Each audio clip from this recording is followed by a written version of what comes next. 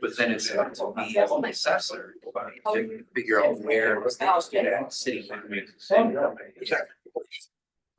Back above. Or be. I have to learn how much would I actually see. I don't know. This time of the year. Excellent, and then again. What is it, Jeff? Which one's your, which son? Is it? I need to go back and read. Oh. So that. So that I can figure out where. Drinking now. This is the biggest increase I've ever seen. I know. And it's not like I haven't been increasing this every year, it's big, right? So. That's pretty smooth. And we are not. Any of these staff. All right, it's 5:30 on one of the clocks, so let's bring this meeting to order. This is a special meeting of the City of Harbor Springs, Michigan Planning Commission. And it's Thursday, March 7th, 2024. It's 5:30 local time. And thought I'd just take a minute and introduce people before we do roll call to the three folks you see sitting right here. Victor, Jim, and Jeff are city staff or the city attorney. The folks you see in the middle of the table here, 9 members are residents like you who've been appointed by city council to be on planning commission. And it's an unpaid gig, but very interesting and we're honored to serve. And then at the end is Mackenzie Coleman, who's our student representative. Mackenzie's at the high school, and many boards and commissions have student reps. She can contribute to the discussion. She can have an opinion, probably does, and but she can't vote. So that's the folks that you see up here. And all right, over to Jeff. Let's do the roll call. Rick Turchinsky. Here. Vanessa Warren. Here. Emily Dubé. Here. Bob Thoma. Here. Tony Johnson. Here. Bill Mulder. Here. Mark Boudet. Here. Barry Leskard. Here. Nancy Rondell. Here. Lindsey Bowman. Here. We have a quorum, we have a full board. Great. Thank you very much, Jeff. Bill, I'd just like to know, we do have John Evangeline on Zoom. Great. We'll be going to him shortly. So the agenda tonight consists of 2 things. One is a discussion on the zoning code update for some properties in the TR district along Bay Street.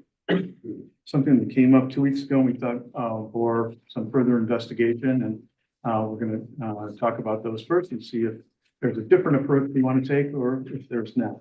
And then we'll move over to the discussion of proposed ordinance 439, which is the zoning code update. And what we can do first is have some public comment and correspondence about anything that's not on the agenda tonight. So again, the 2 things are the specifics on TR district properties and then the zoning code overall. And then there'll be time for public comment inside of each one of those 2. All right. Yes. And on Zoom. Yes, sir. Okay, Carter Williams, I just wanted to address something that brought up in the last meeting around misinformation. And I've heard a lot of feedback from people. And so I'll provide these things perhaps to take some of the heat out. The districts being affected by the zoning change to CBD aren't just TR. There are other residences that have been changed that I'm not sure are fully aware of that change. The change of a district like this is a property right, really falls under the 14th Amendment and really falls, it doesn't go away when you vote. If somebody's property rights are changed in a material way. So one, it probably makes sense to notify those people so that they understand so that you don't get in a lawsuit later on. And I think that also applies with many of the concerns that people have of lack of notification. The mayor said the other night that if I cared about Harbor Springs overdevelopment, maybe I shouldn't sell my house. I'm not sure that's exactly the process that we're following here. The decision you're making on the zoning update is a decision independent of the master plan. A lot of people have gone back through all the litany of things that have been discussed. The master plan does indicate a zoning change in one of the charts. That's the only reference. The only reference to changing these areas and other areas to a commercial district is just one chart. And the master plan should have included the description of the logic. We've FOIA'd the question of why this has changed. We've talked to people historically. Nobody's been able to find any. So it's really on the planning commission's duty to have a contemporaneous discussion about those things. If none of you have had that conversation, and you're just following the master plan, I think you're doing us a service because the information may not even be correct in terms of where it's coming from the master plan. But your decision in the zoning really is not coupled directly to the master plan. It's guided by the master plan, but not much more than that. Thank you very much.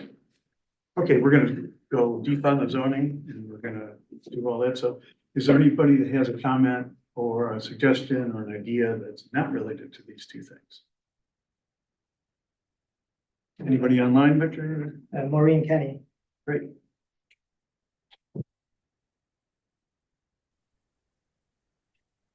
I just have a question. How can this rezoning move forward with so much public opposition?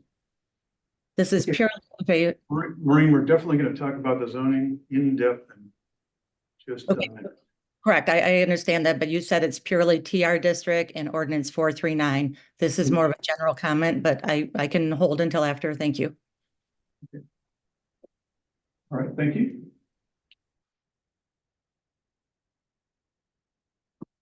Any other comments from online? Okay. I think that's a good time to remind people, if you are on Zoom, to raise your Zoom hand if you want to speak. It's also a good time, probably to check in again on a good government, kind of a process, and that has to do with conflict of interest. So, the way that the planning commission's conflict of interest works is that, a member can identify that he or she could have conflict of interest on a particular topic, and then the rest of the planning commission can decide and debate that and just decide if the person, if that's true, and should they not be able to vote. So members assess it and decide for each other. So let me remind everybody what the main points are again. So for the things on the agenda tonight, please think, do you have it? Is there any aspect that would make you financially advantaged or disadvantaged from any of these issues? And if there is, you need to let us know. Is there any aspect that would make it impossible for you to think and evaluate clearly and in an unbiased way? And if there is, you need to let us know on that too. And I think those are the main points. Jim, did I miss anything? I think that's the right approach. It's whether or not your particular view on a municipal matter is affected by your personal interest, and that personal interest affects you to such an extent that you cannot be objective and fairly decide the matter. Or be uniquely advantaged or disadvantaged? Okay. Does anybody have any concerns about their ability to decide and evaluate fairly? Okay, let's move on to the agenda then. The next topic is the TR properties on Bay Street. And John Michelangelo, would you like to take us through the background on that? Sure, Mr. Chair. I had prepared a memo in advance of the planning commission meeting for planning commission to take a look at in the community if it was posted on the web. The transitional district, the transitional dash residential district, is really a hybrid zoning district because it allows for the presence of both residential and commercial uses. In the section 50.1100 of the zoning code, which is the transition dash residential district, in the intent, it says to promote a transition from commercial neighborhoods to residential neighborhoods, or to transition from residential neighborhoods to commercial neighborhoods. So depending on the location of the TR district, which there are 6 on the current zoning map, they're either located in residential districts or they're located in adjacent to residential districts or adjacent to commercial districts. The Zoning Enabling Act, which the Planning Commission is currently operating under relative to the preparation of the proposed zoning ordinance, which is Public Act 110 of 2006. In section 203, it specifically says the zoning ordinance shall be based upon a plan. So for a municipality to adopt a zoning code, it's got to be based on a plan. The plan is then referenced in the Michigan Planning Enabling Act, which is Public Act 33 of 2008, which outlines what the major components are of a community master plan. And they typically consist of a assessment of existing conditions and trends, a future land use map and narrative, and a zoning plan. The zoning plan, which is in the master plan, acts as a bridge between the future land use map and what the current zoning ordinance is, and points out areas that need to be addressed in the future based on the master plan. Some folks refer to the master plan as just a guide. However, the master plan is an adopted piece of public policy, which really regulates how land in the community will be used currently and in the future. The 2014 and 2022 future land use maps indicated for each of the 6 pieces of property that are currently zoned TR what their future land use category should be. And it's been fairly consistent through both of those documents, as noted on this table. The piece of property that's in question, the TR district that's on Bay Street between Spring and Judd Streets, in both the 2014 and 2022 master plans were categorized as commercial within the same designation or having the same code in color as the central business district. The TR residential, the transitional residential district, and the community zoning district, the C district, were not particularly or specifically referenced in the plan as one of the zoning districts that would remain in the on the zoning code as part of the zoning plan. The proposed zoning map classifies each of the properties based on the public policy that was embedded in the future land use map, both in 2014 and 2022. So it's very consistent with both of the master plans. In fact, one of the concerns is that if a property, for example, on Bay Street was acquired, or if one of the current property owners decided to change the zoning from TR to Central Business District, in my opinion, the Planning Commission would be very hard pressed not to approve that based on the position of both the 2014 and 2022 master plans. I think what we've heard from community input is that property owners on Bay Street are concerned about the conversion to Central Business District if someone did in fact sell their property, that the Central Business District does not have any setbacks. Therefore, the building could be built on the property lines, which could have a reasonable impact on the adjacent residential properties. So in consideration of the other part that has been articulated is that property owners are wondering what the status of their residential homes would be once the property is zoned Central Business District.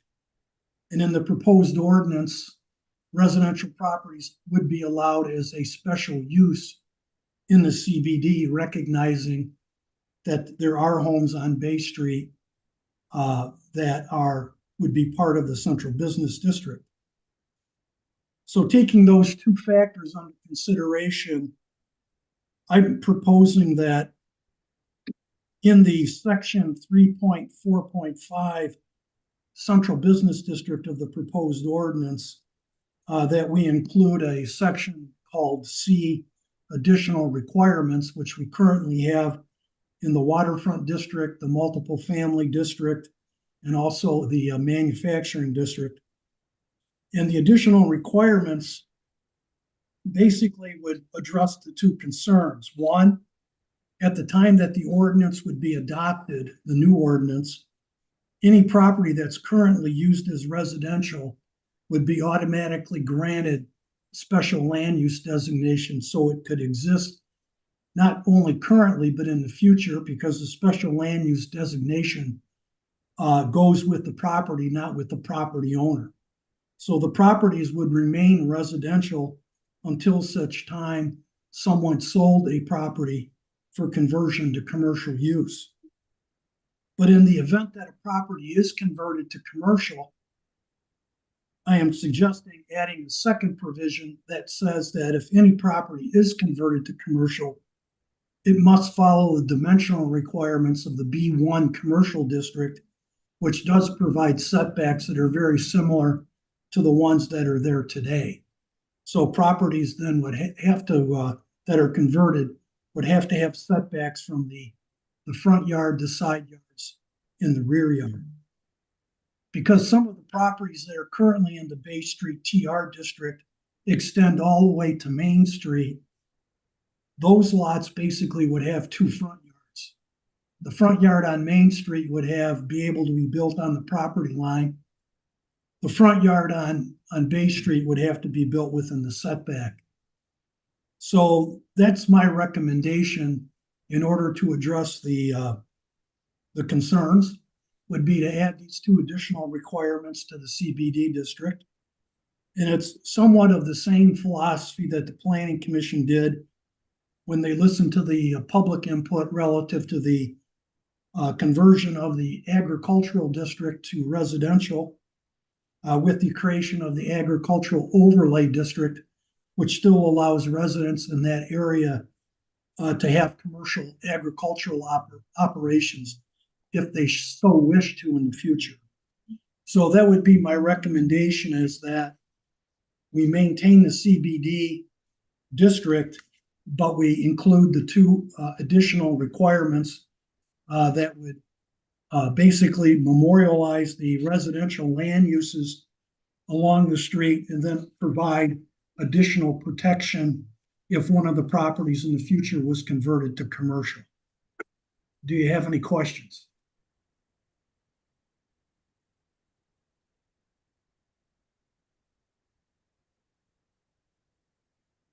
John, I have a question. When you say dimensional, the dimensional requirements of B1, does that also include height restrictions as well? The B1 height restrictions? Yes, it would be, we would be all the dimensional requirements that are in the B1 district. And John, why are you selecting, or why are you recommending referencing the B1 dimensions? Because that's the only other commercial district that we have in the code. So it would be appropriate not to overlay a residential dimension onto a commercial district like the CBD. So I suggest using the B1, which is a commercial business district classification.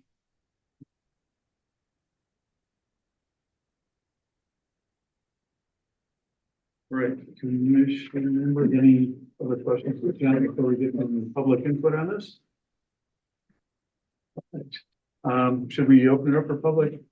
Do you want to discuss it ourselves or public? Oh, yeah. Doesn't matter. Let's get some input. Okay. Yeah. All right, I'll make them. No, we don't need a motion. Yeah, it's just a regular meeting, so you can just ask for it. Just nod your head, yes, okay, good. All right, yes, sir. My name is Pete Wong, own the property at 307 East Bay Street. And I have to echo what Carter said, it would have been nice to not know us about this. Seriously, you owe it to us. And I just got off the planning commission after 22 years at West Traverse Township. My hat's off to you because it's a thankless job. You need to let people know what's going on. I'm trying to wrap my head around this. What benefit is it to me? And what benefit is it to you? I don't know if you know the history of that area down there, because most of you haven't been around here as long as I have. There has been commercial businesses down there. But Victor, did TR district come into effect in what year? I'm not sure. I don't know. You don't know what year that it was the zoning? I'm gonna take a stab and a guess. If you look at our online zoning map right now on our city website, that map and and our current zoning regulations were adopted in 1976. Mhm. And we have little number indicators on each of the areas on when those were changed. And then there's a reference to the date and the ordinance of that change based on that number. And I don't recall seeing any numbers for the TR district, which leads me to believe that that TR district is carryover from when we created our initial zoning and zoning map in 1976. That's my guess based on that map and what I see there. It might not be accurate. Well, there, a little history lesson. There's only been 3 commercial businesses, ever down there. One's gone, the Emmett House. That's gone, where JT's property is. And there's 2 other ones. One is a yacht club, it's been there forever. And my great grandfather ran a doctor's office. That's the last time, and that was in the 1880s and the early 1900s. There is no reason to make it commercial business. I can't wrap my head. What is the benefit for us and what's the benefit for you? I strongly suggest you leave. My old saying, if it ain't broke, don't fix it. Leave it alone. Thank you. Thank you.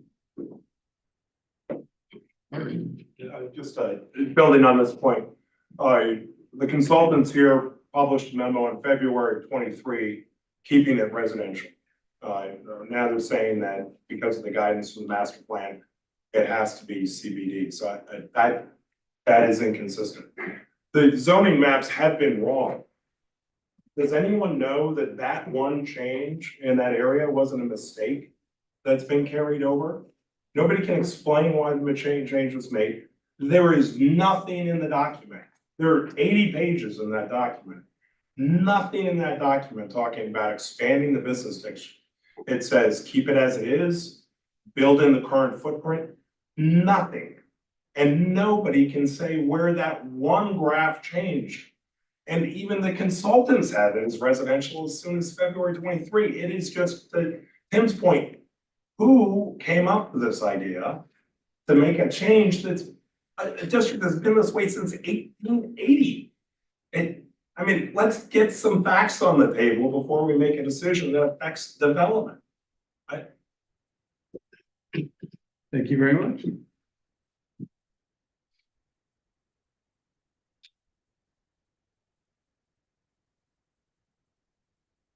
Any comments on mine? Frank? Hi, Frank. Okay. Hi, gentlemen and ladies. I have a question. Who do we know who realistically wants commercial businesses instead of some elegant homes along Bay Street? Do we really want 2, 3-story commercial edifices where presently there are lovely homes that depict the character of our village, looking out into the bay? Who wants commercial businesses down there on Bay Street, and for what reason? They're not gonna answer. I would suggest that we eliminate that provision rather than trying to footnote it to protect those homeowners from a future decision when we're all no longer living in Harbor Springs. Don't even let it sit there. Okay, enough. Thank you. That was Frank Rain. We have someone else online, Victor? Yeah, Allison. Councilman Larson. I just have a quick question. I would like to know what we, the taxpayers, are paying Beckett and Rader to create all of these plans. Okay, let's come back to that then, because we're not answering questions live here. I got it though, Allison, thank you. Yes.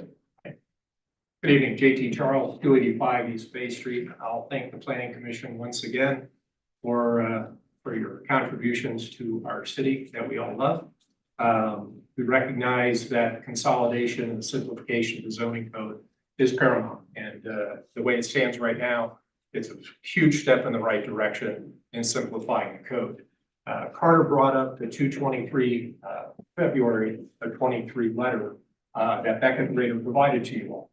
In it, the recommendation was 17 to 10 zoning districts. Anybody want to guess what the 10th was? ROS and TR. At some point from February 23 to now, that was removed. And the ROS and the TR became CBD. A little bit more information for you all. So in looking at that plan, Beckett and Rader had recommended setbacks to follow, and I'll clarify him, he was incorrect when he stated commercial business district. It was called the convenience business district B1. It's not the commercial business district B1. Okay, so we have commercial business district and convenience business district B1. So on page 3 of his memo, we all have in front of you, look at paragraph 5. The 2 references in there that state commercial business district should state convenience. And I want to make that point so that no one is misconstrued or misguided over what he's telling you. So with respect to the setbacks, I personally think it's a great idea. But at the end of the day, I follow Pete and the sentiments of others. Why does it have to change? Let's go back to the 17 to 10, follow your consultant that you're paying handsomely, go back to the 10, make it the ROS business district. That was what was recommended. Thank you.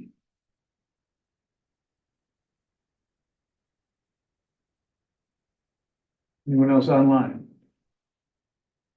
All right. Yeah. Oh, thank you. Hi, Karen Outfield, Birchwood. I'll take you into a little future idea here. So Aspen used to be 4 blocks by 4 blocks. And then they increased the business district to about 8 blocks by 8 blocks. And then the buildings that were right at the bottom of the ski mountain or at the base of the lake became very, very valuable property. Pure Michigan is doing, it's like a big train that's driving right through our state. And it's bringing lots and lots of visitors. People are going to like our town. They already do. And pretty soon, the businesses that have the money for their sort of one-off kind of stores are going to want to have a presence in Harbor Springs. Now, they're going to sell the very expensive hats, very expensive coats, and our little stores that are trying so hard on our main street it's gonna be tough. And by allowing the business on Bay Street, that's where they're gonna wanna be. They want the big view. It's the most beautiful street in Harbor Springs when you really think about it, because you can look right onto the water and right onto all the flowers and the walkways.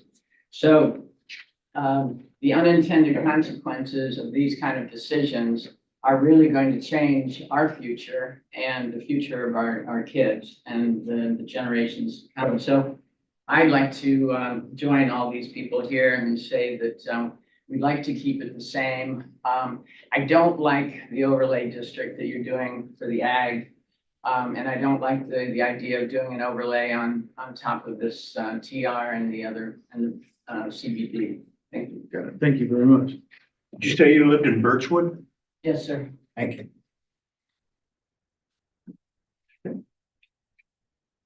Any other, Wendy Reed, 188 East Main Street. I'm wondering why the Catholic Church is zoned community, but the Methodist Church is zoned central business district. and the Baptist church is zoned residential neighborhood. All three of them are within a half a mile of each other and they're all on Main Street. So if you've made that mistake, how many other mistakes are in there? Then I'm wondering why the homes across from the city beach on Bay Street are zoned residential neighborhood, but the homes further east of Bay Street on Bay Street are zoned transitional. In my mind, they're all the same. They should all be zoned the same. And there is no business operated on the north side of Bay Street in that block, except the possible exception of the yacht club, which is operated as a private club. So if you wanted to make that a TR district, you could make it a TR district just on the south side of the street, you keep the north side of the street residential only. And I also want to point out, when I moved here in 1981, what everyone in Harbor Springs said was, let's not make the same mistake that Charlevoix made. And for those of you who haven't been here that long, what they were talking about was you used to be able to see the water when you drove into Charlevoix. You can't anymore. So the fear here is that Bay Street and all those private homes are going to become wall-to-wall condominium with residential shops on the first floor and condominiums on the second floor. We'd like to keep it residential. When did they tore a whole city block down in Charlevoix so you can see the water? Okay. And what they were talking about is you can't see Lake Michigan. That's what they were talking about. And you still can't see Lake Michigan at any point when you enter Charlevoix. So what I keep getting and hearing over and over again, and I hope you're hearing it too, is no one wants any change here. We like it just the way it is. Thank you. Thank you very much. Okay, specifically on the TR district, are there any more comments or suggestions? John, Andrew, would you like to come back on a couple of those things?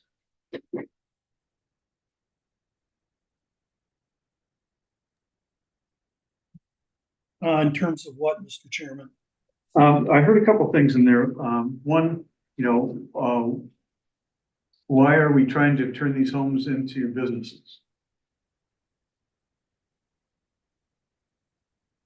I think the way that the current ordinance is set up, it's transitional dash residential. In the intent of the TR district, it already lays out that residential properties can become commercial and commercial can become residential. That's why it's a transitional district, because these districts abut different land uses or they're surrounded by different land uses.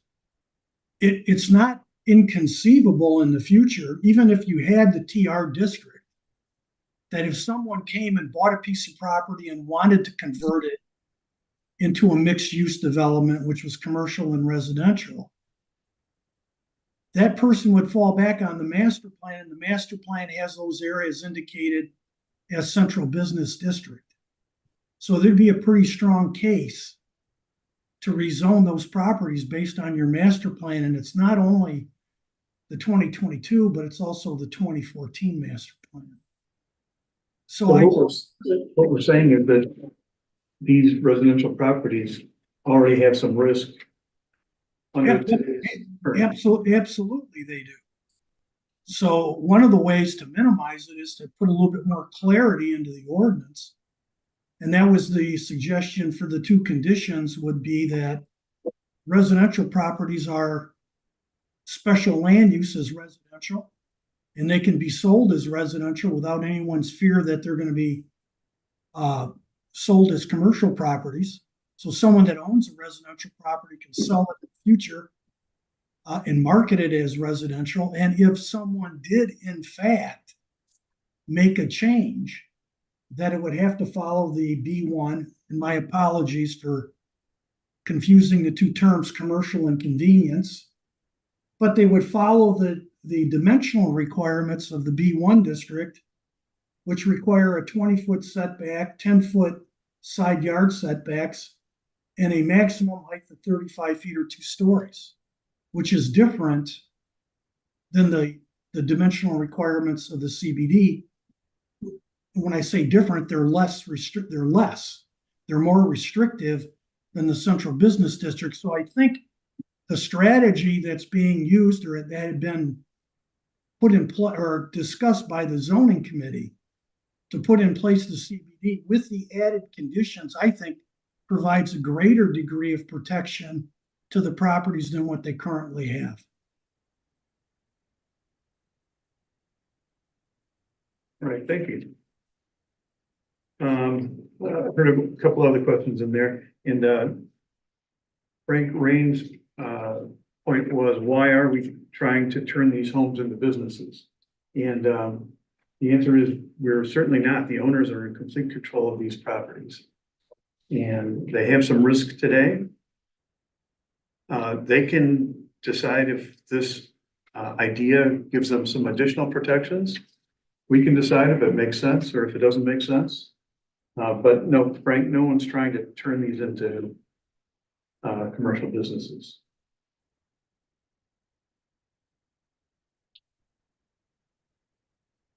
All right, why don't we take it back to the planning commission to get your thoughts on this?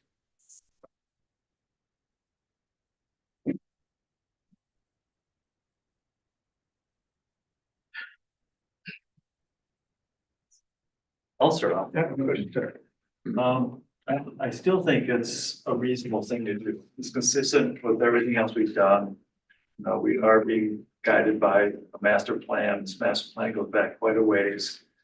The master plans were created by a lot of public input over several, or at least a couple different planning commissions that put those master plans together. And so, that's what we're being told through the master plan, through surveys and public meetings, that's how people would like to see that that's an option. It certainly doesn't have to happen. The people own their property, they can keep their houses there. And actually that's a little additional benefit for them, a little bit of protection, like what John just said. I'm still agreeable to it. That's my position.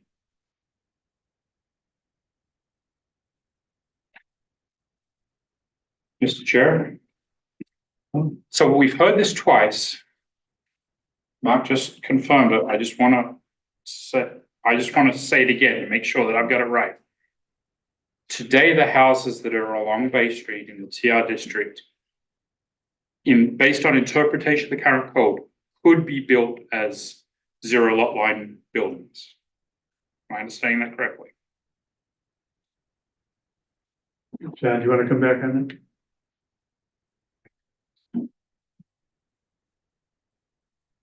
Hello, John?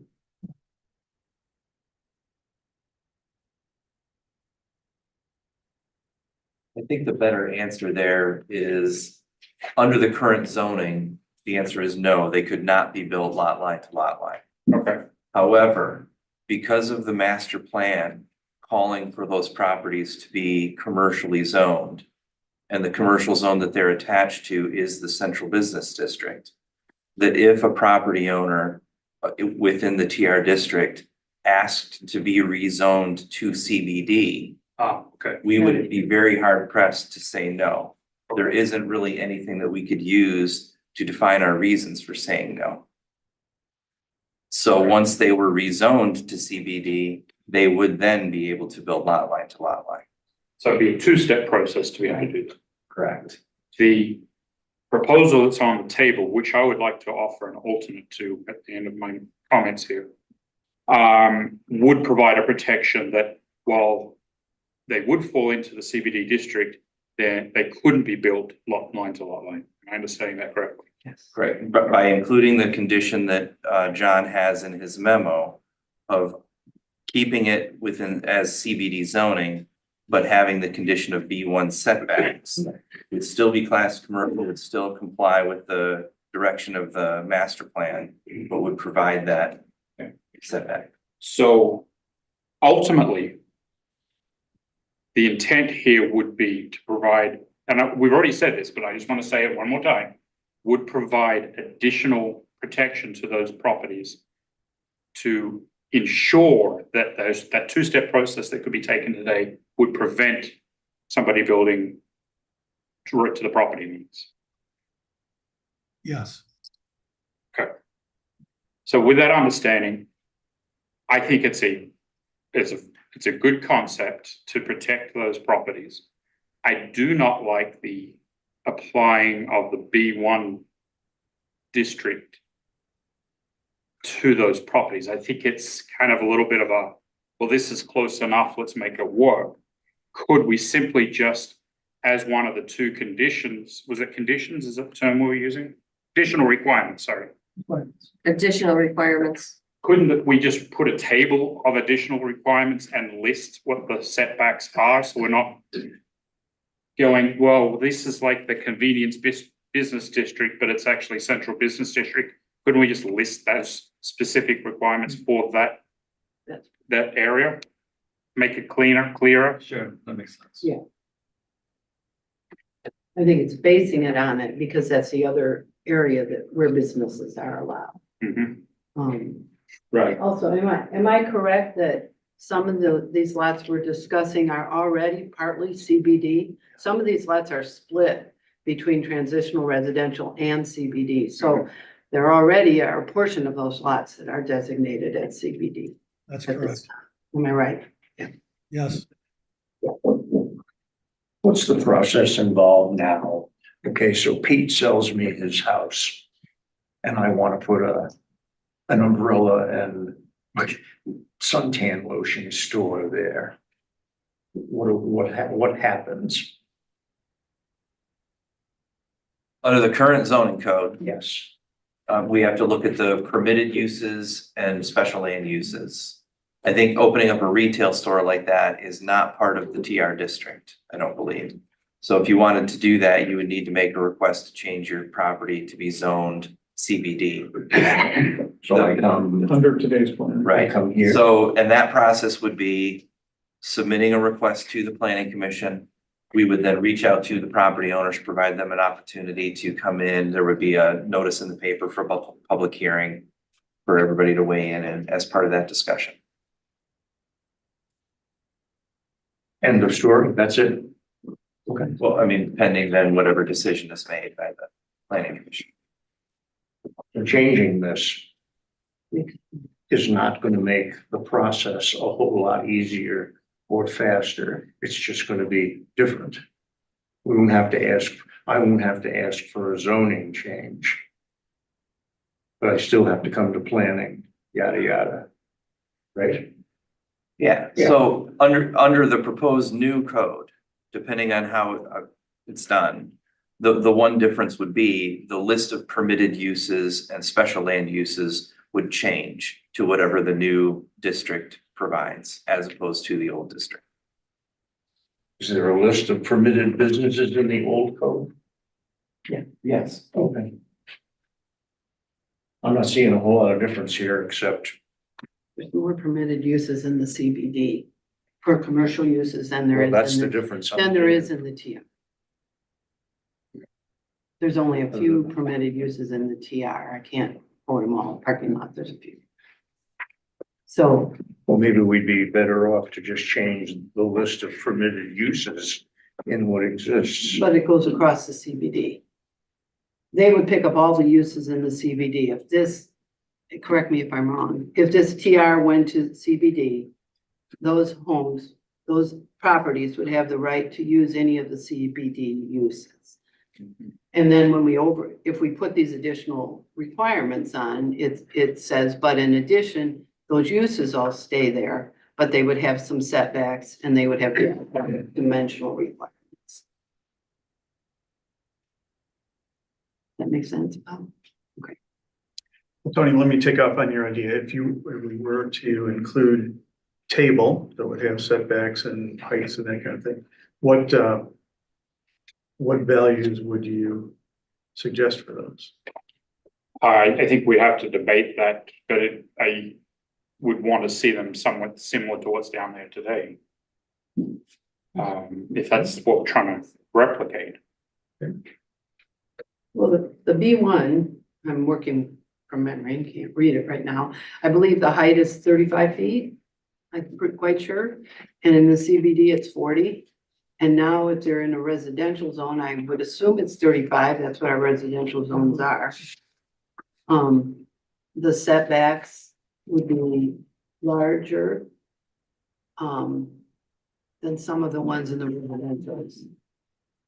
That's why I think if we use the B1 requirements, then we don't have all the spot zoning type stuff all over. We've got the different zoning areas and we take the dimensional requirements. I mean, that's, I think, part of the reason we look at it that way.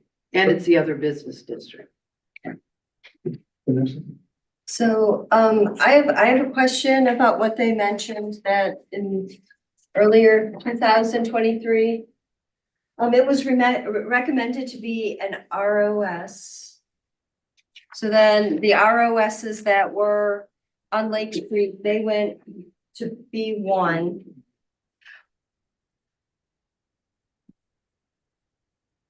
Why can't these be B1?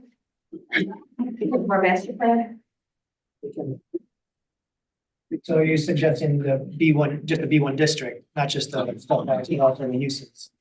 To label those properties. Yeah, just, someone just fill me in. I think I don't want to speak for them, but I think that the property owners They don't on want Bay that. Street might not like that because the list of permitted uses within B1 is actually larger than within the CBD. Got it. So there would be more choices than what the CBD. Okay, has. so that's why the folks on Lake Street went to the B1 that were in the ROS. Right, they went from and- ROS to B1. And then these went into the central business district to, okay, thank you.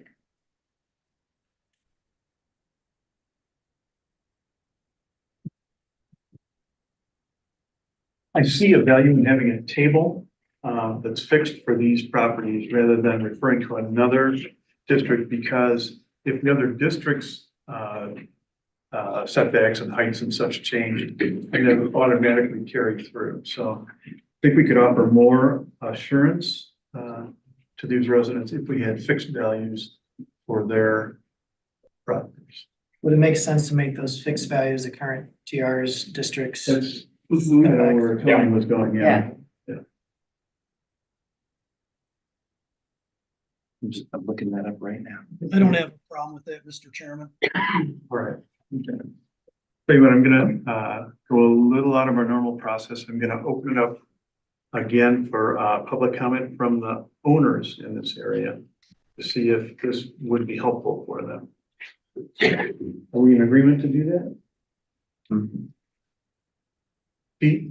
Margaret? I can't see any benefit to me whatsoever. Seriously, I see absolutely no benefit. And I'm trying to wrap my head around what benefit is it to you guys? Seriously, what benefit is it to the city? And what, is there some law or legislation that's forcing you to do this? Is there? Is there? No, No, there isn't. There's no good reason. Thank you. Okay. Thank you. Yes, ma'am. I'm sorry, I have a cold, so you can't hear me. We're like a little sick petri dish over here. You know, 355 East Bay. And what's your name, ma'am? Melissa Georges. Sorry. I appreciate it. This is very difficult for me, and I think I take your job for $1 million. Not even $10 million, but I'll tell you. Yeah. no, not 10. If I get some my profit for more. Anyway, I understand that you need a guideline to take you, make a plan and go forward with that plan. But it's not etched in stone, okay?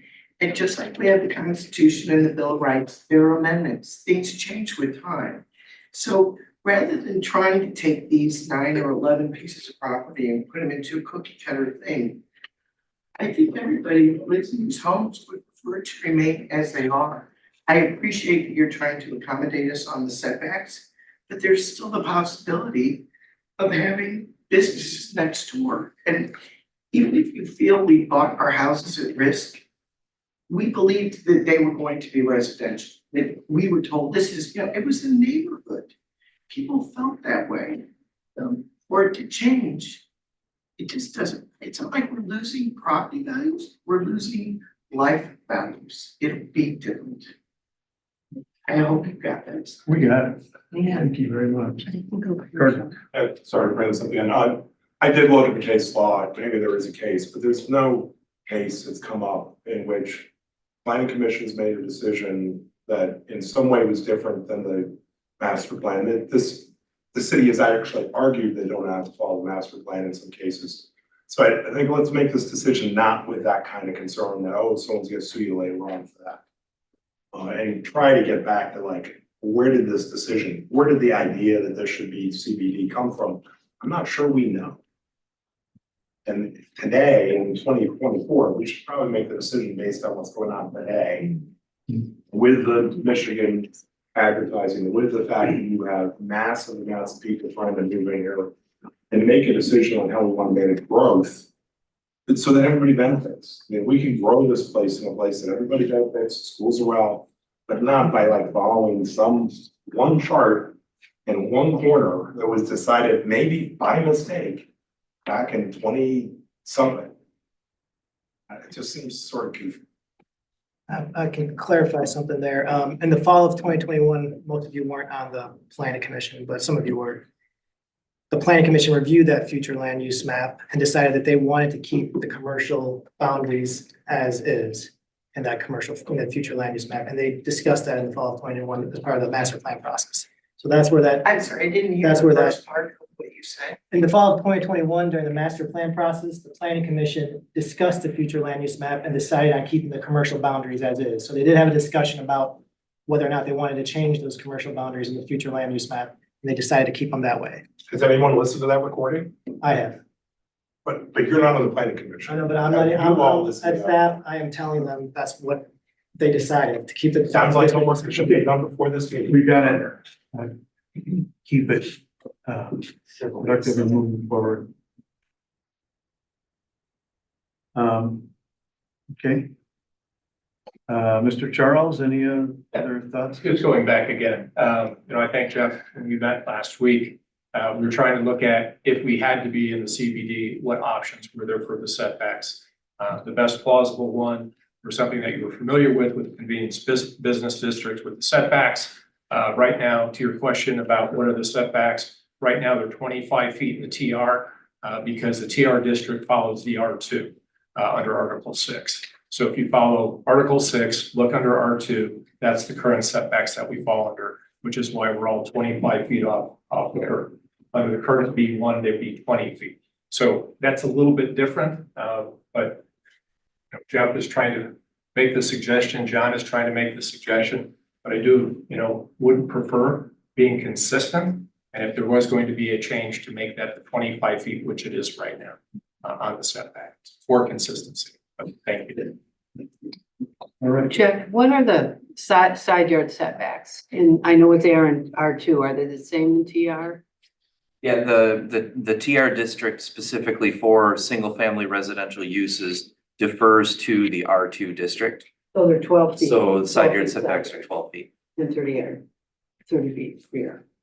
Right. 25 25 front, 25 front, 12 side, I 30 think rear. 35 rear. 30. 30. But, okay, so the sides are 12. And what is in the B, what is the B1? B1 is a front yard setback and a rear yard setback of 20, And what are the sides? and the in side the- yards are 10. Okay. And that's Thank- actually part of the packet that you have today, Yeah. are the setbacks for B1.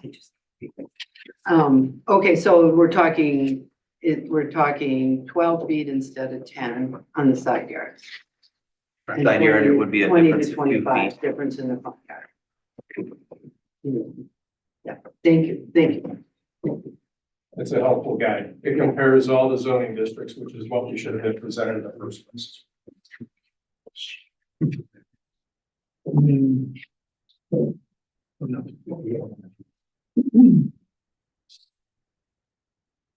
Okay, planning commission members, what are you hearing? What are you thinking of this? I have a question for discussion. So we've heard that the master plan says that these particular lots that we're talking about is in the CBD district. Am I correct there? The future land. Future land. Future land, sorry. future land use map states to be commercial. It doesn't specify exactly what type of zoning district. It just says Okay. they should be commercial. Commercial. In 2014 and in 22. Okay, 2007 actually as well. okay. Can the planning commission and then council approve to change those to a district different from what the future land map says? Or are we locked in based on the future land use map? Good question. John, would you like to answer that? I think if the planning commission is gonna make any changes in the zoning from TR to something else besides CBD, to be consistent with the master plan, it needs to move the zoning closer to what the intended future land use map is.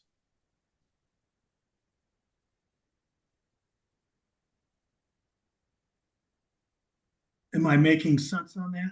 Yeah, yes, you are. So basically the destiny here is already determined for the zoning and on those lots.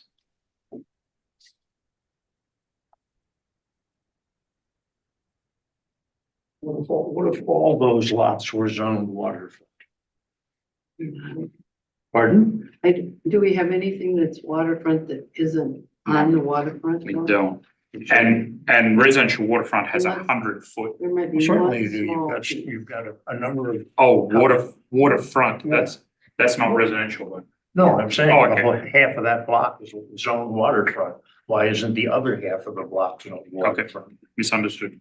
That waterfront district though is the commercial waterfront property. It's not- Yeah, it's not the residential.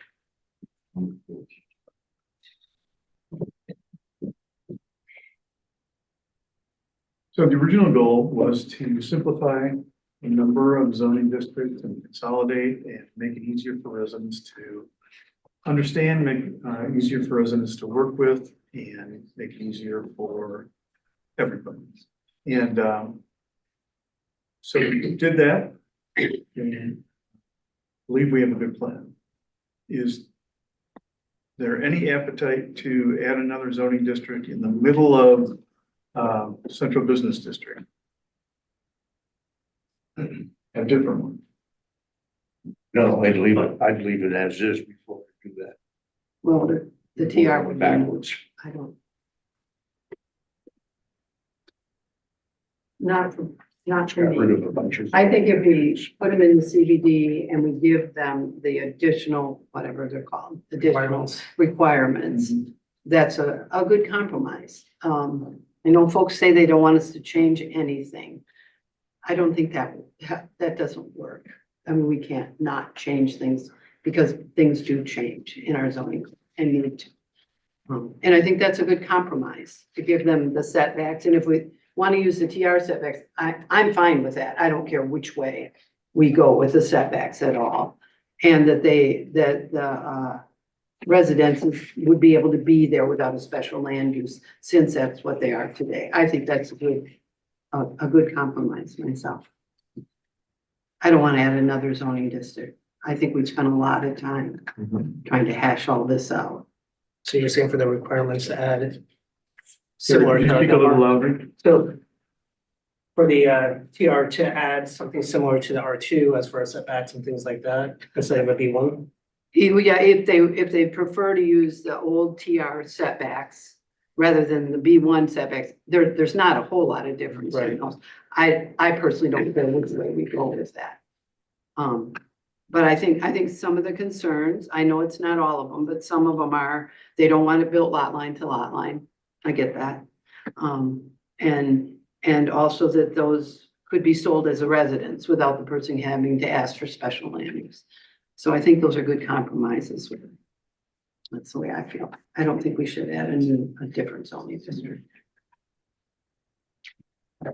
Okay. But under your plan, will I still be able to open an umbrella store? They would have access to anything that was okayed in the CBD. Yeah. That's precisely what all these folks are here about. I know. Bill, can I ask? Yeah, go ahead. Sure. Just, does it actually say in the master plan that you need to change the TR district? specifically No. say that. Hey, Richard, could you pull up the future land use map You in this packet? Okay, in the packet? Yeah. you don't have to put it up, Victor. Okay, You that's what it's all based on. you asked my question.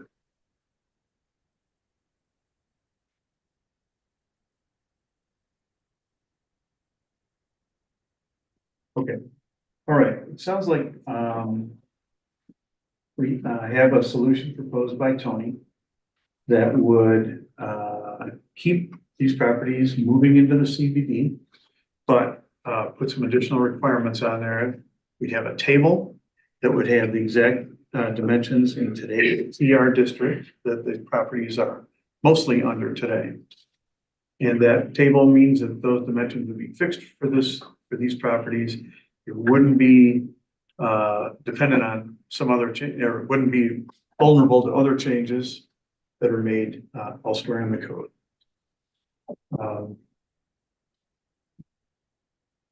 You said one more question? Yeah.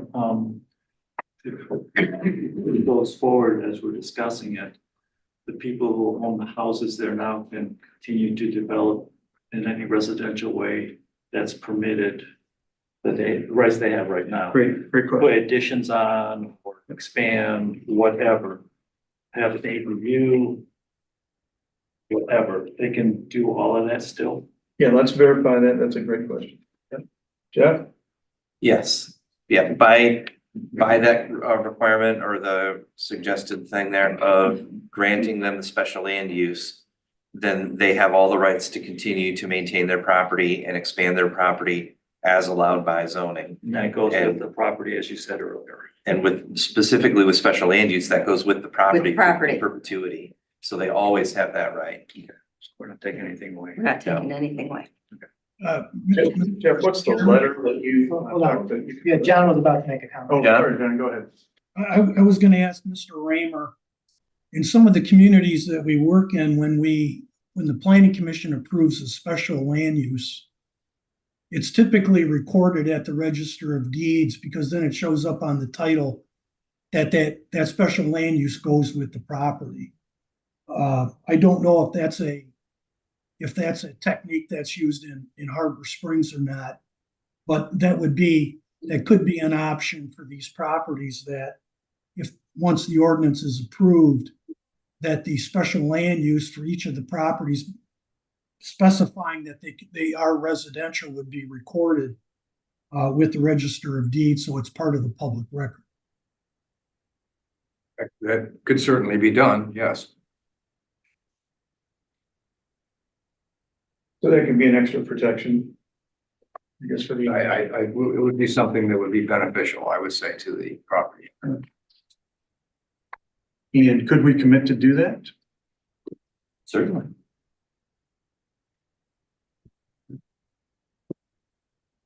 I do have one question on the special land use aspect of this.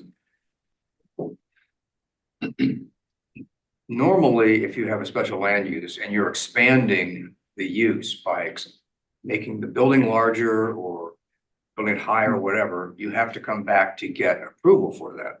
Is that not the case? No, the special land use, basically they would come for the special land use request.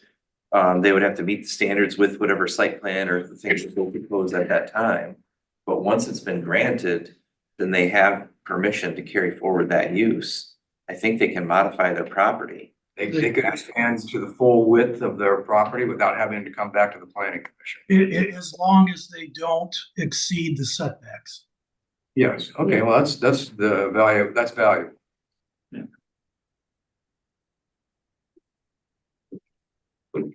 All right. Sounds like we're coalescing around a solution here. And let me see if I can restate what the solution would be. These properties would be transitioned to the commercial district. And that we would put in some extra requirements in this for these properties specifically. We'd reference table of dimensions, which are taken exactly from today's TR district setbacks, etc. The city would record the special land use designation for these properties. with the registrar of deeds. And residents could continue to use their residential property as they see fit, and they could expand it just like anybody else would, expand it, change it, whatever.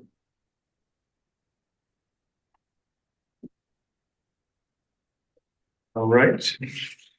Do we need a motion on this, or do we just need concurrence? Well, I would think you would need a motion. Let's have a motion. No, where is it? Yeah. You might want to wait till. You might want to wait for it, yeah. I don't know if he's done. Or we don't usually go to questions, but let's, sure, we're here. We're here. Take my question, Garen Goff again, just a clarifier, and maybe this is more to you, Mr. Raymer. If you unfold this to CBD, can't a future property owner then say, you've restricted me, I'm part of the CBD, I should be able to go and build just like any other CBD property and contest that? So I'm gonna echo what Mr. Wallen said, it just doesn't make sense to change this just to make it simpler for the planning commission. But I'm more concerned that it sounds like you're trying to placate the situation by saying, well, let's put some restrictions, but we'll add it to CBD. But those future property owners then can go back and litigate and say, look, I'm part of the CBD, you can't put restrictions on it, I'm already in the CBD. So why would you, I know it sounds nice, but in reality, I think you're headed for litigation, and we're gonna lose because then they're gonna just make it commercial. Is that the case, Mr. Raymer? I'm not sure I understand what the issue is. From what I If you're gather, gonna fold it all into CBD, but you're gonna say these TR homes, they're gonna get special requirements within the CBD. Can a future property owner say, look, you're treating me differently than the other CBD members. I want to litigate and say, you let me build just as any other commercial property. And then we're gonna lose, your stipulation holds no water. Well, zoning is always subject to litigation.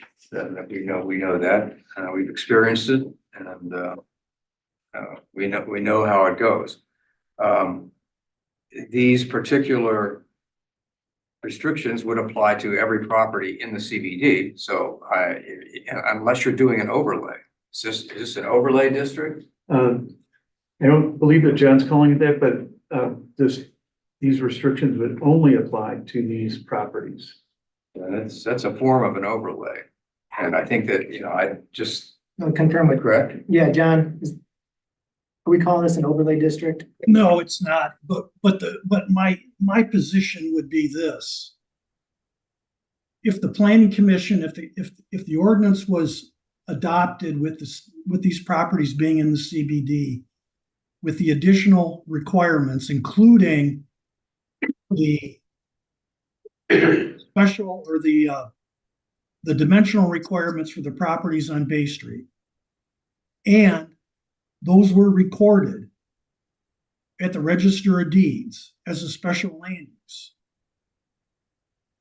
My position would be, and I'm not a lawyer, but I've been involved in many litigation cases, is that the person buying the property for commercial would then see in the title work that property has different dimensional requirements. So they're buying it, hopefully doing their due diligence, that they understand that developing that property has different dimensional requirements than developing CBD on Main Street. That's where I think the added protection is. You're missing my point. It doesn't, whether they know it or not, they're being treated differently and they're in the CBD.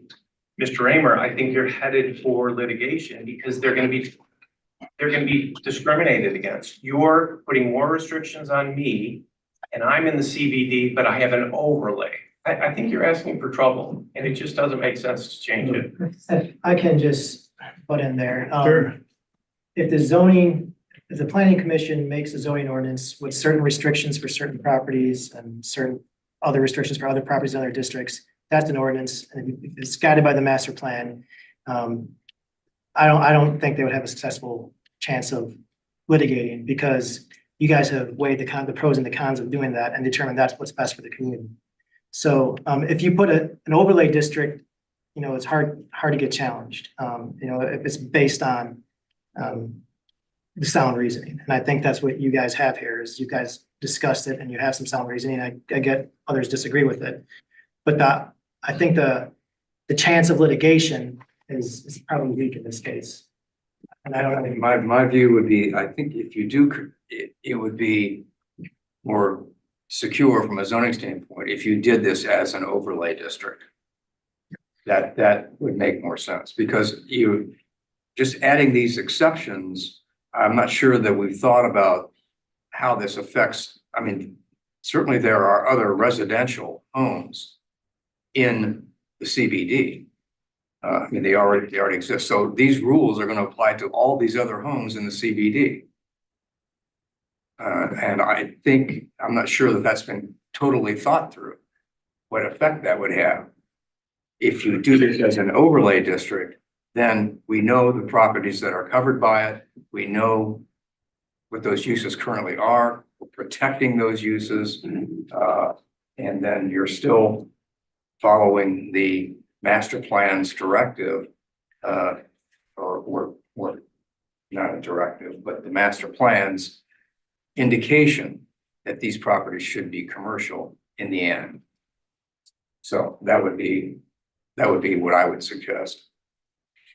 So John, is that possible for you to make it into an overlay district? I can, yeah, it's not a problem. I think the gentleman's question is, the reason for the dimensional requirements are to protect the integrity is to protect the adjacent residential properties if any property was ever changed to commercial. So that would be that's the argument. It's not restricting the commercial property, it's making sure that the commercial property doesn't overly impact the adjacent residential. So it's a little bit different way of looking at it. But if the planning commission wants to go with an overlay, it certainly can be done. I like the idea of an overlay because it's consistent with some of the other overlay districts we've used.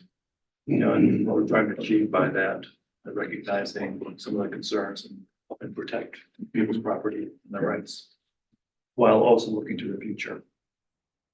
And it helps being consistent with Yeah. the other residential properties in the CDBG. But they wouldn't be part of this. Right, exactly. Okay, right. So under this, these properties would be in an overlay to be named, and they would have dimensions exactly the same as the TR district today. Is that right? Okay. Right.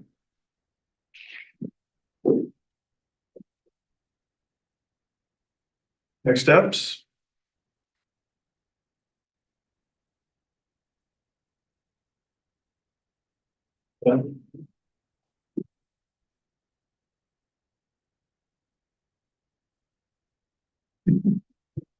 Anyone care to make a motion on this? I'll make that motion. All right, could you restate it then? The main elements of it? I'd love to know. To create a Bay Street overlay, name to be determined, for the properties that would have. Just trying to read that there. Special land use permit as a single dwelling. A table of dimensions that would replicate the current TR district. And it'd be, the special land use permit would be filed with the Register of Deeds. So would this still open up various properties for commercial development? Yeah. It'd be part of this. As it is today. As it is now. As it is today.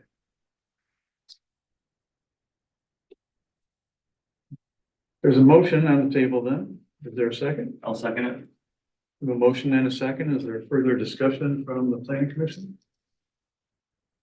All right, we'll get a roll call. Yep. Nancy Rondell, Yes. Barry Lustgarten, Yes. Mark Bidet, Yes. Bill Mulder, Yes. Tony Johnson, Yes. Bob Thoma, No. Emily Dubay, Yes. Vanessa Warren, Yes. Rick Tarczynski. Yes. Motion passes. 8-1. All right. Good. Next thing on the agenda then is the macro zoning code question. And we'd be considering it as it is, as it was just amended.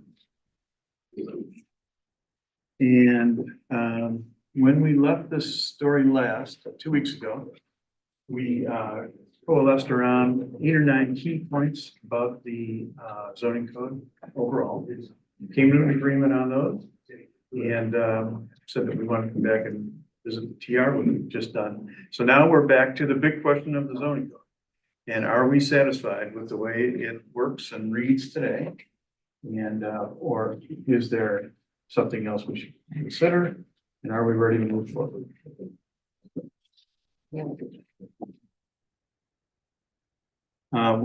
This is where we're gonna have soon some public input on the big question of the zoning code update. So, members, any thoughts before we do that? All right. Are you in agreement to get some public input again on this? Sure. Great. Can't think of anything better to do. That's great. Okay. Let me set the stage because I want to thank everybody so much for the input that has been generously provided and the thoughtfulness, you know, passion and just, you know, the sincere love for the town. And we feel it, we hear it. And I want to acknowledge some of the main things that we've heard out of respect for our residents. So here's what I took away, and I'm sure we'll get some people will detail these for us in a bit. We don't want our nice city overdeveloped. Keep it quaint and keep it small. So the overdevelopment theme is one that I'm hearing so strongly in many comments. And one that's related to that is I don't want to lose our beautiful downtown. And so this is what's frustrating of having the redevelopment ready business wrapped and tangled in with the zoning code and being talked about right now. Because the planning commission doesn't have any control over that redevelopment ready business, city council and staff control that. The only thing that we have some degree of control over is the zoning code. And so that's what we're focused on here tonight. And I can't answer all the questions about the RRC concerns as it's not our area of focus and city council is going to have to sort that out. Next point I keep hearing is we don't need or want high density housing. We don't need zoning ideas from other cities. We are unique. Older residents won't want to actually age in place in their homes. Older residents are okay to go to assisted living or long-term care. One of the detail aspects of the zoning is 53-foot wide lots could be too crowded and look bad. 53-foot wide lots could make homes too cheap, too inexpensive, which could draw growth. A smaller minimum dwelling size is inappropriate for Harbor Springs. And it could spur the building of many small homes in the community. But on the other hand, prices for land are so high that no one will build a small home here anyway. These ideas could make neighborhoods too crowded and busy. These ideas could increase police activity. And in summary, we have a great town. Don't do anything to screw it up. Those are the main themes I've heard. And why don't we go to our public and see if they'd like to expand on any of this. Folks in the room usually get first crack. Here. So Karen Ockfield, Birchwood, and I owned, one of the, little, cottage company, units for over almost 2 years. So I paid, Harbor Springs taxes and, like I told Mark the other day, there was hardly room for a suitcase on the first floor. And that was, 475 square feet. So this evening, what I've sort of seen and heard is that the planning commission's job is to update the zoning. That's great. Mark has suggested that he's trying to protect the property owners.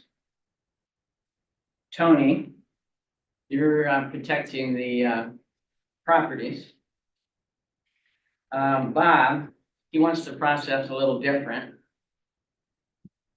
But what we're hearing in our petitions and in the letters in our packets is that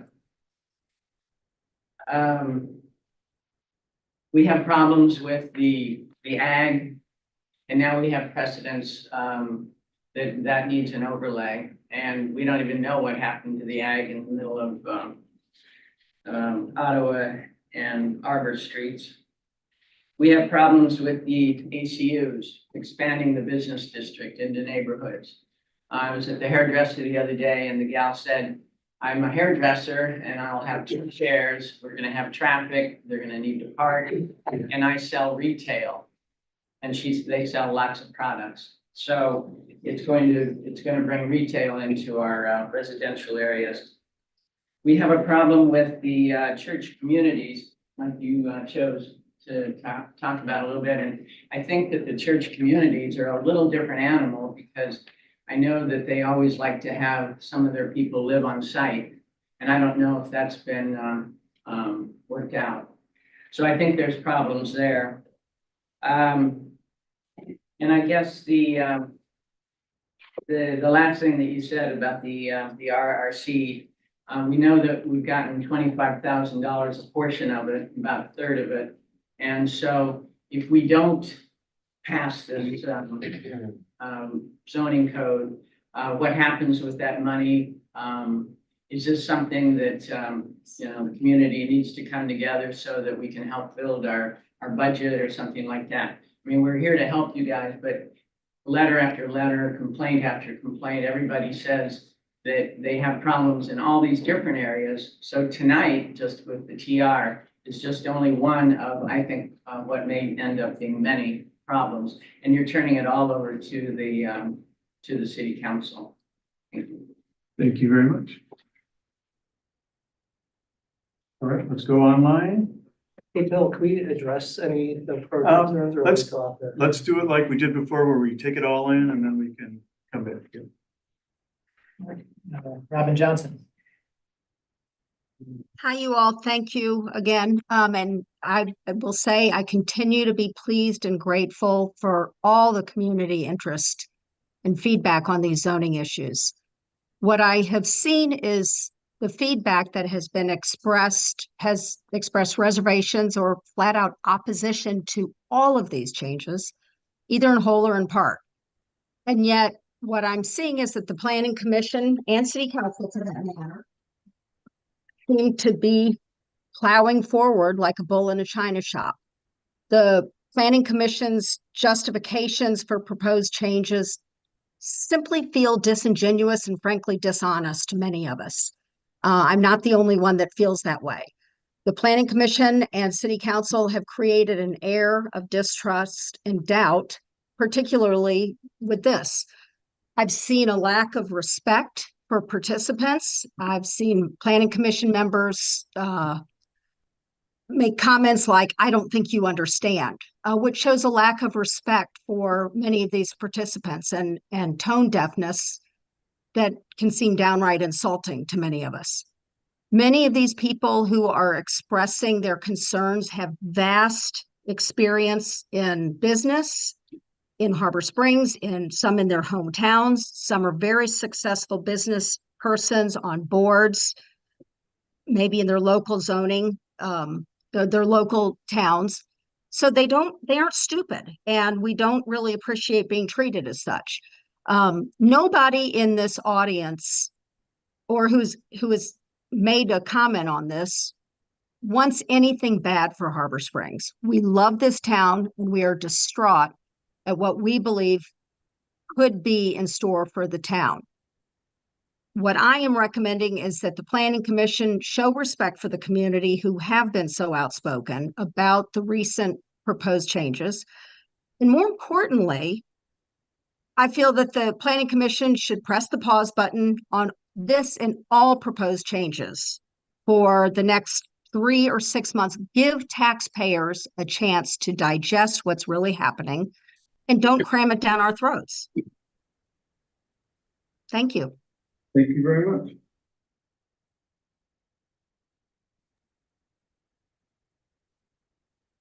Who's next, Victor? We have someone labeled as Harbor Springs. I'm in Harbor Springs.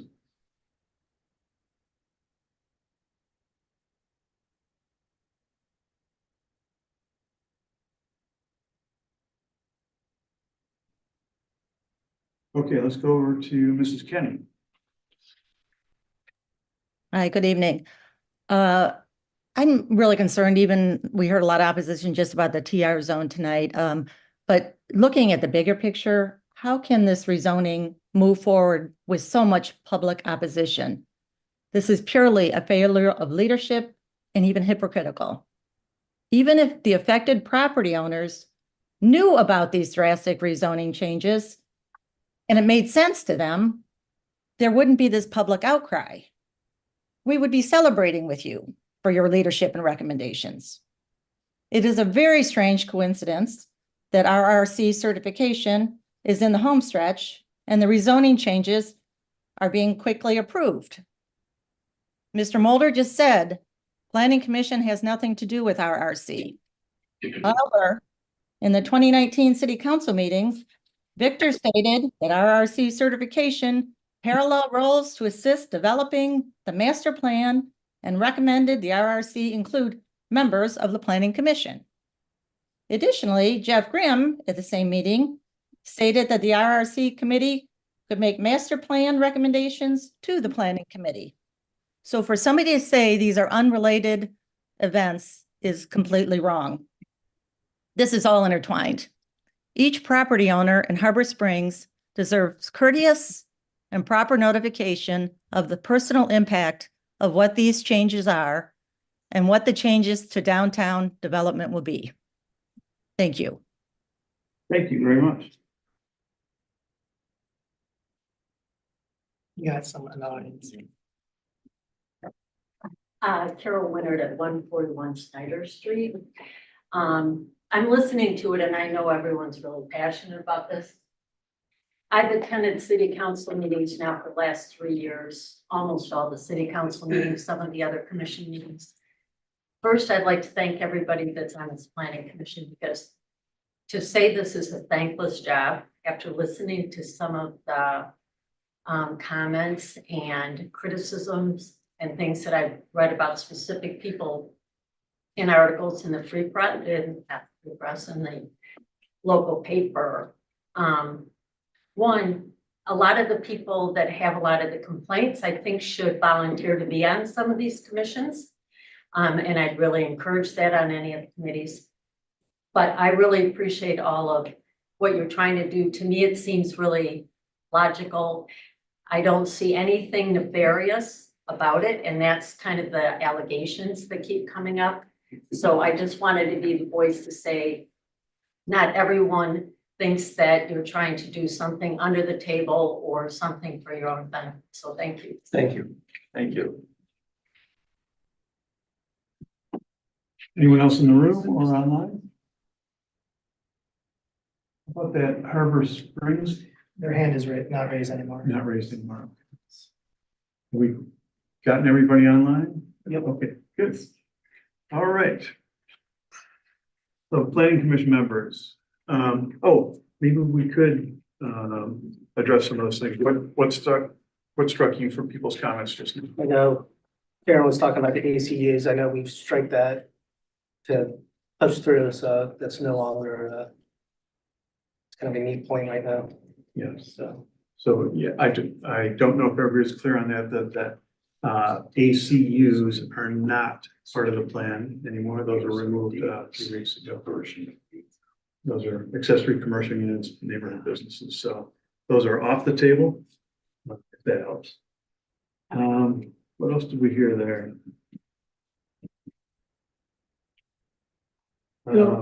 Yeah. One of the things that jumped out at me was Robin Johnson's comments about we need to show respect for the members online and the folks that come to the meetings. I think she's not the person to be talking about respect with the language she has used and the names she has called people on this commission in the past. We listen to everybody, we take it into consideration. We don't laugh at them, we don't call them names. And I think for her to say we don't respect them while she doesn't respect us is wrong. Thank you. Mackenzie, are you getting any of this? A little bit. Do you understand what's? Yeah. Okay. Feel free to ask questions or be involved. Thank you. Yep. Let's see, Maureen said, how could this possibly move forward with this much public opposition? So that's a fair question. And, we've been getting feedback for and against, getting feedback in terms of fine tuning, getting feedback about just leave the damn thing alone. No question, we've heard it. We believe we put together a simple, reasonable proposal that is not going to harm the city. We are totally in alignment with people about preventing overdevelopment. And the changes that are in this plan right now are so minor and minuscule that I believe people will be reassured. We offered city council support based on whatever level of discussion that they want to have if this comes to them.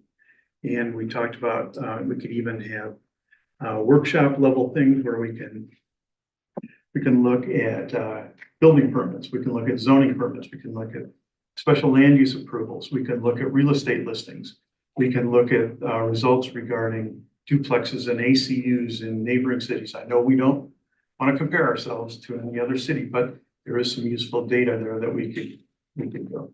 The changes that we're proposing are all of more options for property owners, and that's who we're favoring.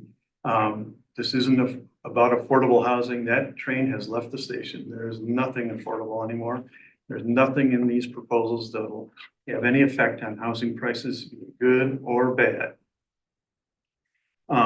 So we're getting a lot of input from other sources too, sources that you don't see here tonight. People who stop us on the street and say, thanks, these ideas seem to make sense to me and it doesn't sound like a threat. And I don't understand what all the hubbub is. So there's plenty of that feedback too. And I'd like to say congrats to the folks running the petition. That is a nice campaign. And it's been great to watch. I've really enjoyed it. And what I saw in the comments on the petition were, it was very helpful because it echoed the same comments that we've been hearing live and comments we've been hearing online. So it's all in alignment. And there wasn't anything that was new or shocking there, although the passion was great to feel. So it looks like there are about 500 some people who have signed that, and that's great. If we send this all on to city council, they would likely receive that petition and they'll, assess it and see what's up with it. So it's great, and really appreciate, spreading the word about the issue. I wish it wasn't all wrapped together with the RRC though, because it kind of confuses, our micro zoning code work here that we're trying to do. It's not really micro, but it's finite and separated from the RRC. So, that's where we are. Commissioners, what are you thinking about the overall zoning code at this point?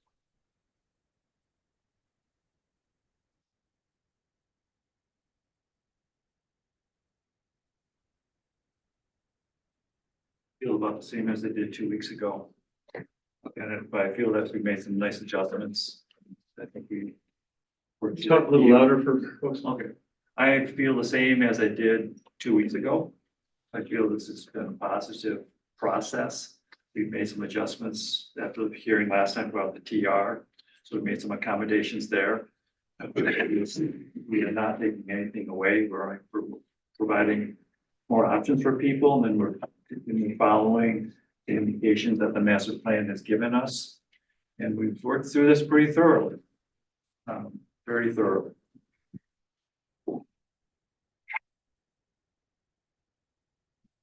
Yeah, I agree with Mark as well. It just, 21 plus meetings about this.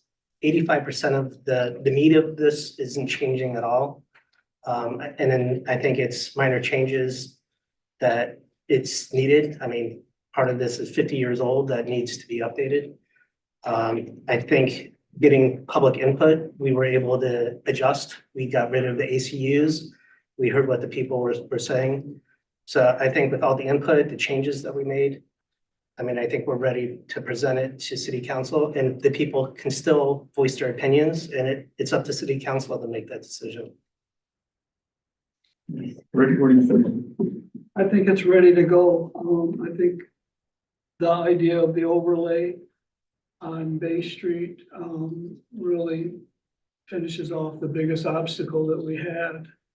And, I think overall it's a good package and it deserves to move forward to council, let them decide. Tony? I'm in agreement too. We've compromised, we've heard feedback. Yes, there's still concerns from some people. We're never gonna get to a point where everybody gets everything they want. I think that the big issues have been dealt with and addressed.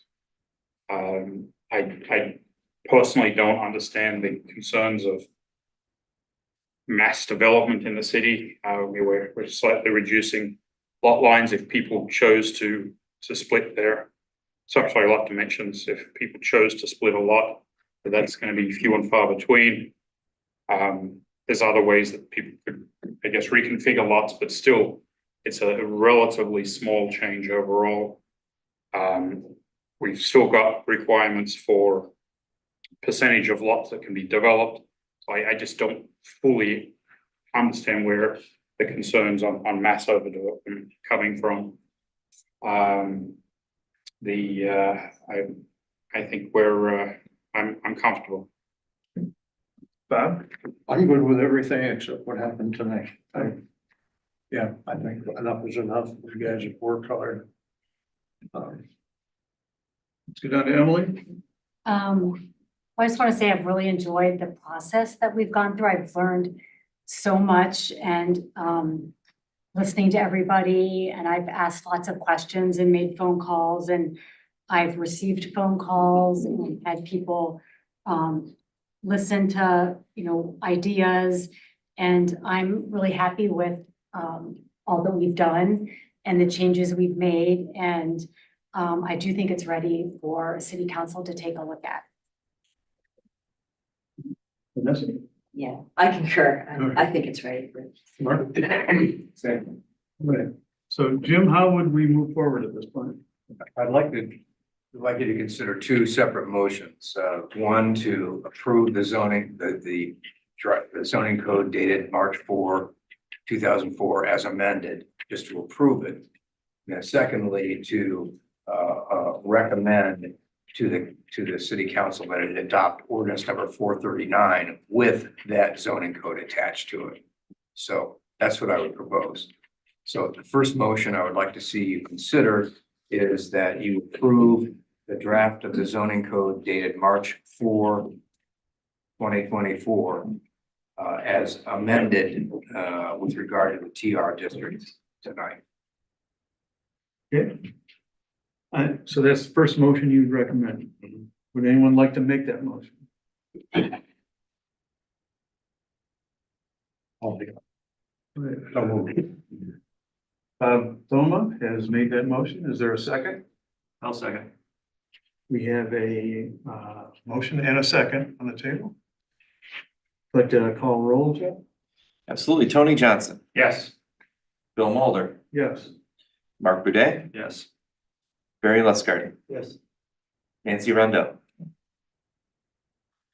Rick Charchinsky, Yes. Vanessa Warren, Yes. Emily Dubay, Yes. and Bob Thoma. Yes. Motion passes. And Jim? Okay, then I would like to have you make a motion to recommend to the city council the adoption of proposed ordinance number 439 with the zoning code dated March 4, 2024, with the changes to the TR district as approved to the city, that you recommend that to the council for adoption. Anyone like to make that motion? I will make that motion. We have a motion. Is there a second? I'll second. Rick Charchinsky, second. Call roll. Mark Boudet, Yes. Bill Mulder, Yes. Tony Johnson, Yes. Bob Thoma, Yes. Emily Dubay, Yes. Vanessa Warren, Yes. Rick Charchinsky, Yes. Nancy Rondo, Yes. Barry Lustgarten. Yes. Motion passes. Both motions have passed. Is there any other business, Jim, that would I think need you've to wrap up? Okay, done what you had to do. great. And Jeff, our next meeting is in 2 weeks. Our regular meeting. Do we have any business that you know? We don't have any applications, so, no. I think we should have a meeting to approve The minutes minutes. from this meeting, Yeah, and previous okay. special We have meetings. some minutes to approve, so. So we're gonna keep our meeting on the 22nd, I believe. Are there any other member comments at this point? All right, this meeting is adjourned.